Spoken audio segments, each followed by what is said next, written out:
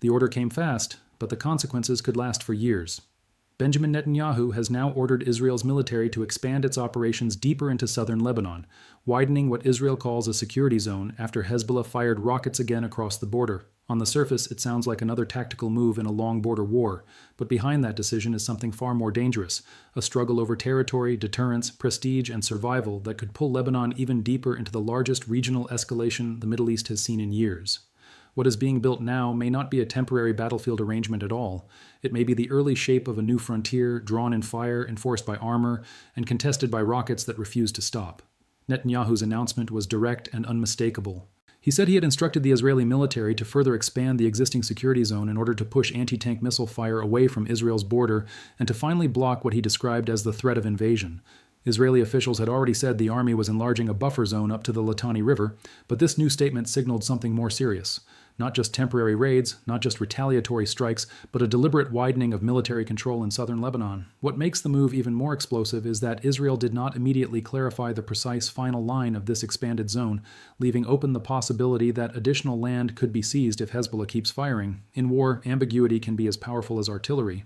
When a government refuses to define the limit of an operation, it sends a message to both allies and enemies that the map is still being written. To understand why this matters, you have to see the Lebanon front not as a side story, but as one of the most dangerous pressure points in the entire regional war. Hezbollah entered the fight after U.S. and Israeli strikes on Iran, opening a northern front that immediately forced Israel to divide attention between multiple threats. Since then, cross-border attacks have transformed southern Lebanon into a live combat zone. Israeli officials say Hezbollah still retains the ability to fire rockets despite heavy attrition, while Lebanese authorities report over 1,000 people killed by Israeli strikes and ground operations. Netanyahu now says Israel has already eliminated thousands of Hezbollah fighters and removed what he called the immense threat of 150,000 missiles and rockets once intended to strike Israeli cities.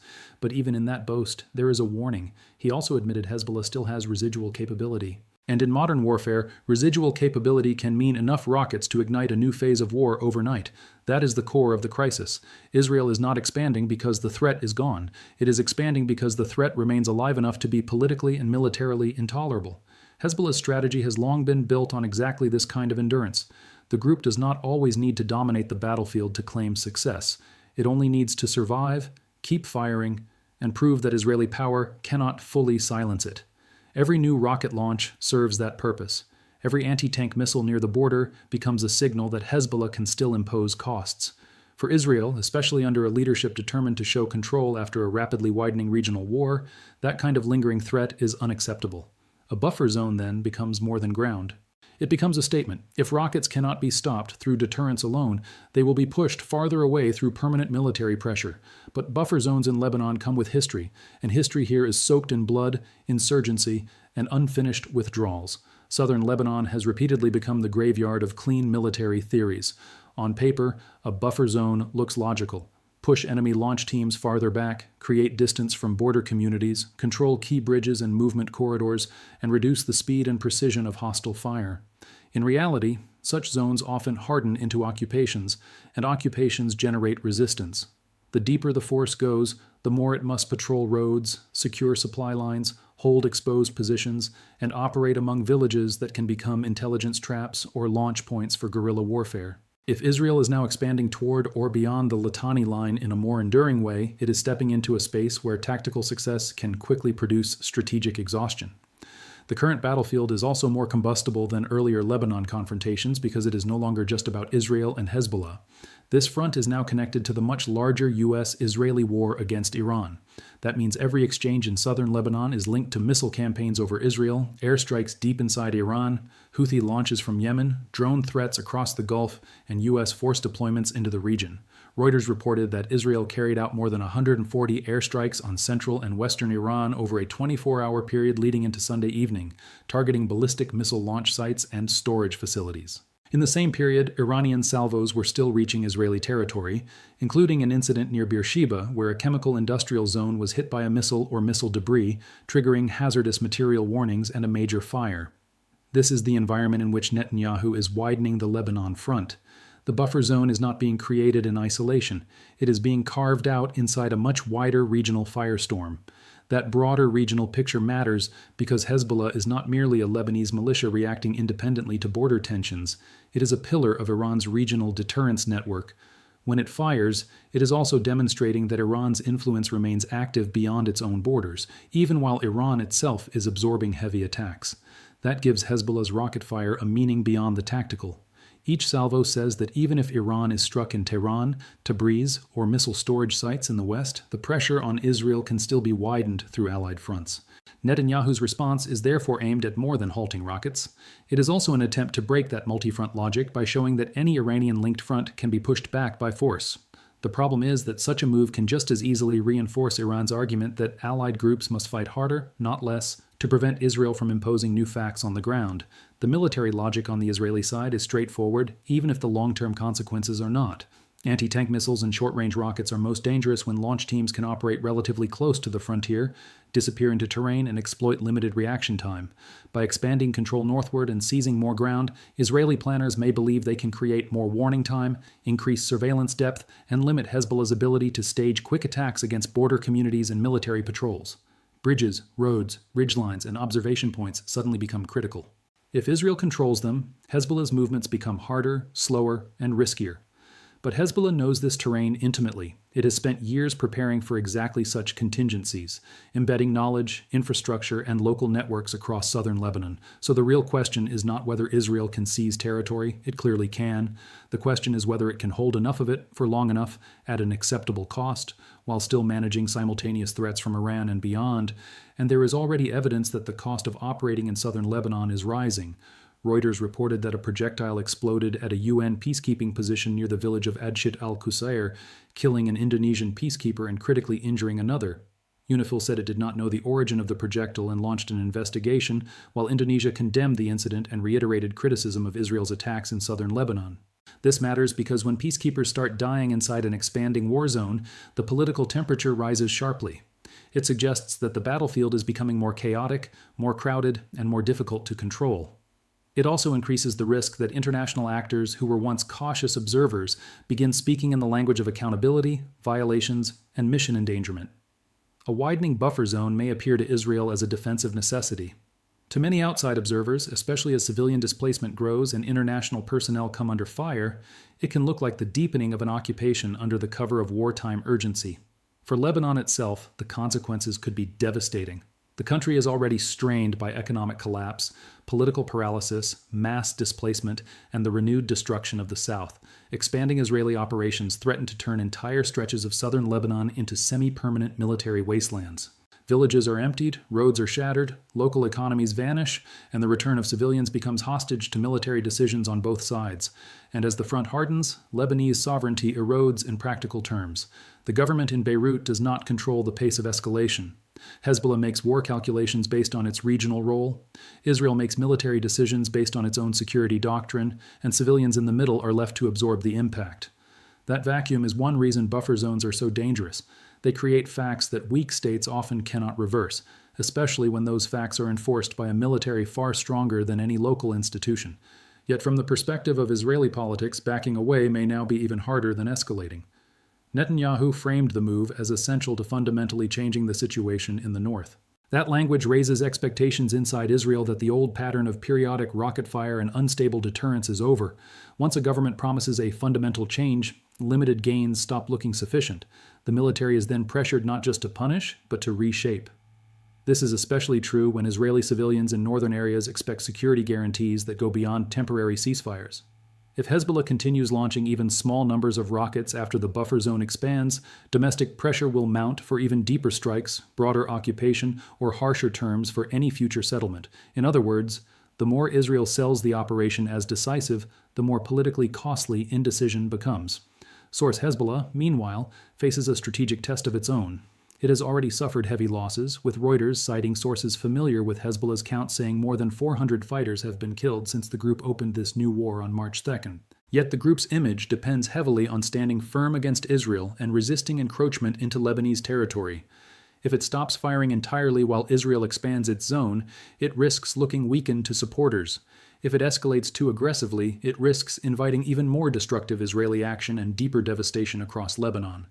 This is the trap of proxy front warfare. Credibility demands action, but action can accelerate catastrophe.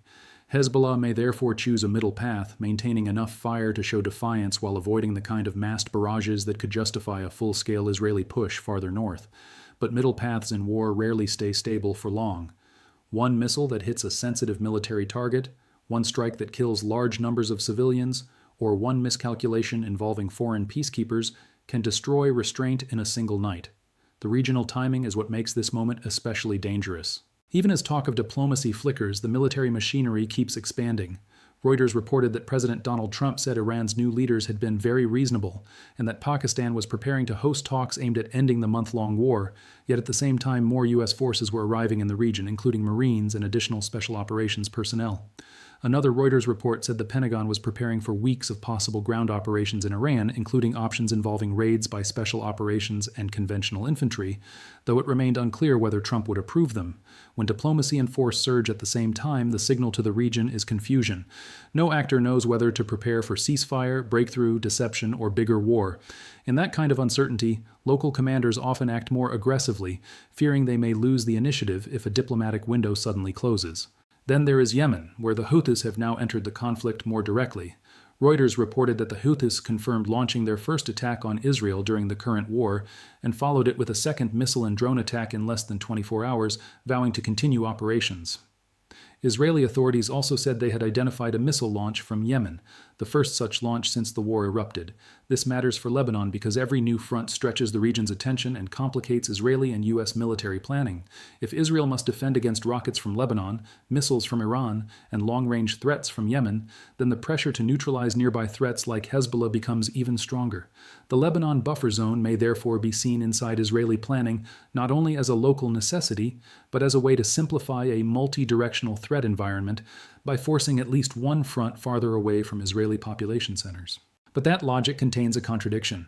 By expanding the Lebanon front in order to stabilize it, Israel may actually deepen the regional perception that only coordinated resistance can stop its military momentum. Iran, Hezbollah, and the Houthis all draw narrative power from the claim that Israel understands only force. If Israeli troops remain in wider stretches of southern Lebanon, Hezbollah can present the struggle as a defense of Lebanese land rather than a discretionary front in support of Iran. That shift in narrative is strategically useful for Hezbollah because it reconnects the fight to national territory, occupation, and sovereignty, themes that resonate strongly across Lebanon even among people who may not support the group's broader regional agenda. In war, stories matter almost as much as missiles. A buffer zone meant to enhance security can, under the wrong political conditions, supply the enemy with the very legitimacy it needs to recruit, regroup, and endure. International reaction is likely to grow sharper if the zone hardens into something more permanent. UNIFIL is already scheduled to end at the close of 2026, and the death of a peacekeeper underlines how fragile the international architecture in southern Lebanon has become. If ceasefire frameworks collapse and peacekeeping missions become vulnerable or irrelevant, outside powers will face difficult choices. European governments may press harder for de-escalation, Arab states may warn of widening instability, and Washington could find itself balancing two competing instincts: supporting Israeli freedom of action while trying to contain a regional war that is already disrupting energy flows, global markets, and military commitments. Reuters has documented how the broader Iran conflict has damaged Gulf industrial sites and strained shipping through the Strait of Hormuz. In such an environment, even countries far from the border begin treating southern Lebanon not as a local crisis, but as a node in a system-wide strategic shock. The military balance itself also remains uncertain. Reuters reported that U.S. intelligence can only confirm with certainty that about one-third of Iran's missile arsenal has been destroyed, while another third is believed damaged, destroyed, or buried. That means Iran still retains meaningful capability, even after massive strikes. If Tehran still has missiles and allied fronts remain active, then Hezbollah may calculate that time is not entirely against it. Israel may hold tactical superiority on the ground, but Hezbollah may believe the broader axis can still exhaust Israel politically and militarily over time. That is one reason wars like this become so hard to end. One side seeks decisive security transformation, the other seeks survivability and endurance. Those objectives are not symmetrical, and they do not expire on the same timeline. There are now several possible futures, and none of them are simple. In the first, Israel expands the zone, degrades Hezbollah's launch capacity enough to reduce fire, and then freezes the line while waiting for diplomacy to catch up. That would be the most stable short-term outcome, but it would still leave major questions unresolved about withdrawal, monitoring, and the return of displaced civilians. In the second scenario, Hezbollah keeps firing intermittently, forcing Israel into repeated deeper actions that gradually turn the security zone into a low-intensity occupation. That might reduce immediate border threats while producing a grinding insurgent-style conflict that drains resources and keeps the frontier hot. In the third scenario, a single deadly event, perhaps a major strike on an Israeli city, a high-casualty incident in Lebanon, or a direct clash involving peacekeepers, triggers a much broader campaign that pushes Lebanon into full-scale war. And over all of this hangs the fourth possibility, that developments in Iran itself, whether diplomacy or escalation, abruptly reshape the Lebanon front from above. If you strip away the official language, what Netanyahu's announcement really reveals is a collapse of confidence in temporary solutions. For years, Israel and Hezbollah operated within a tense but somewhat familiar rhythm of deterrence, retaliation, and bounded risk. That rhythm is now breaking down.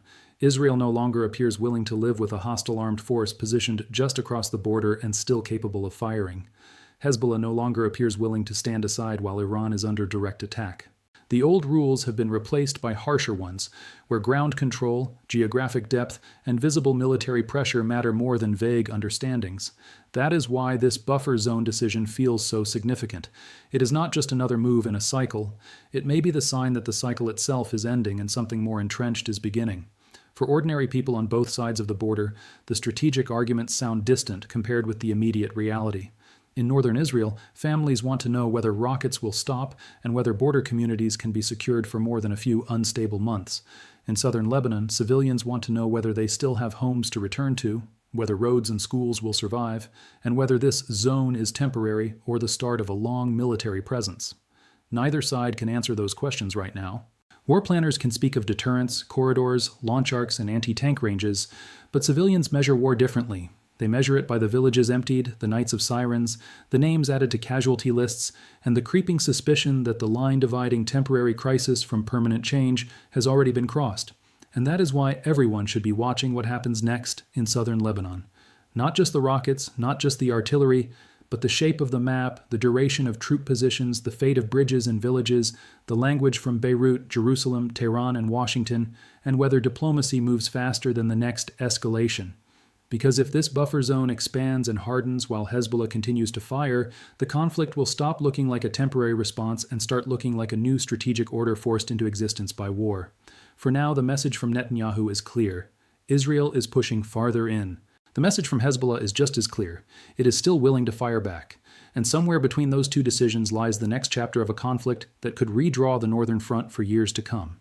Stay close to this story because what begins as a buffer can end as a border, and once wars start rewriting borders, they rarely stop where anyone expected.